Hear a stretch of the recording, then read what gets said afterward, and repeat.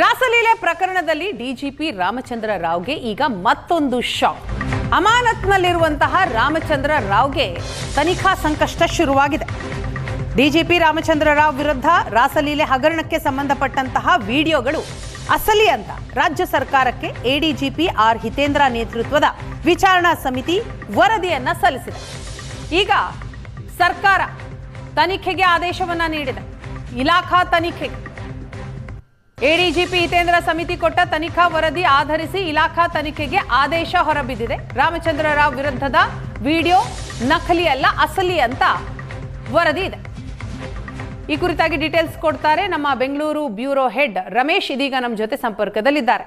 ರಮೇಶ್, ರಾಮಚಂದ್ರ ರಾವ್ ರಾಸಲೀಲೆ ಪ್ರಕರಣ ಅದರ ವಿಡಿಯೋ ಏನಿದೆ ಅದು ಅಸಲಿ ಅನ್ನೋದು ಈಗಾಗಲೇ ವರದಿಯಲ್ಲಿ ಗೊತ್ತಾಗಿದೆ. ತನಿಖೆಗೂ ಕೂಡ ಆದೇಶ ಹೊರಬಿದ್ದಿದೆ. ಯಾವ ರೀತಿಯ ತನಿಖೆ ನಡೆಯುತ್ತೆ, ಹೇಗಿರುತ್ತೆ ಇದು ಪ್ರಕ್ರಿಯೆ?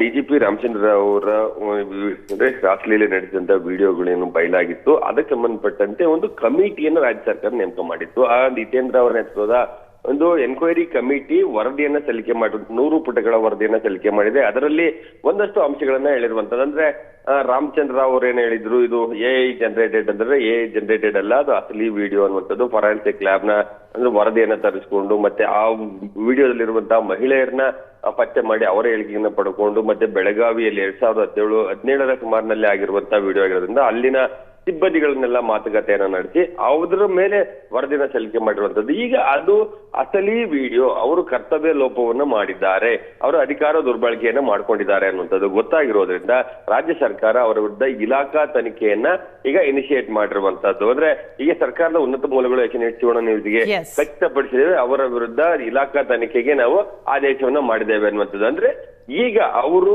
ತಪ್ಪು ಮಾಡಿದ್ದಾರೆ ಇಲ್ವೋ, ಆ ವಿಡಿಯೋ ಏನು ಅನ್ನುವಂಥದ್ದು ಕಮಿಟಿ ವರದಿಯನ್ನ ಕೊಟ್ಟಿದೆ. ಈಗ ಅದರ ಮೇಲೆ ರಾಮಚಂದ್ರ ಅವರ ವಿರುದ್ಧ ಏನ್ ಕ್ರಮವನ್ನ ತೆಗೆದುಕೊಳ್ಬಹುದು ಅನ್ನುವಂತ ನಿಟ್ಟಿನಲ್ಲಿ ತನಿಖೆ ನಡೆಯುತ್ತೆ. ಮತ್ತೆ ಇನ್ನು 2 ತಿಂಗಳಲ್ಲಿ ಅವರು ನಿವೃತ್ತಿ ಆಗ್ಲಿದ್ದಾರೆ.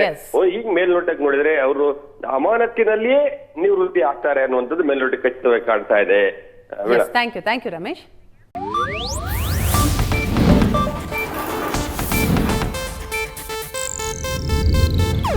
ಇದು ಏಷ್ಯಾನೆಟ್ ನ್ಯೂಸ್ ನೆಟ್ವರ್ಕ್ ಪ್ರಸ್ತುತಿ.